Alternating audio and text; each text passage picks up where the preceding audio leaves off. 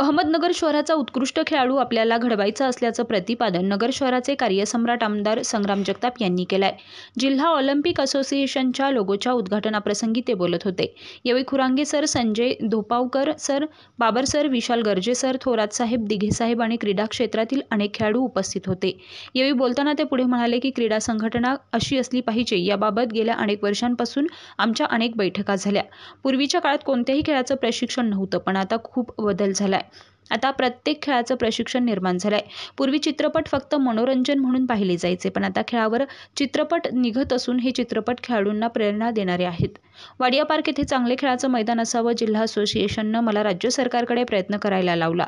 मी प्रयत्न करून 51 कोटींच्या आराखड्याची मंजुरी आणली। त्यातील पहिल्या 17 कोटींचं काम महिन्याभरात टेंडर काढून सुरू करण्यात येईल आणि लवकरात लवकर हे काम सुरू करण्यात येईल। मात्र ते टिकवण्याची जबाबदारी असोसिएशनची राहणार आहे। आता सर्वच पक्षांमध्ये 2-2 गट निर्माण झालेत, पण आपल्यामध्ये असे गट निर्माण होऊ देऊ नका असा मिश्किल चिमटा देखील त्यांनी या कार्यक्रमानिमित्त काढलाय।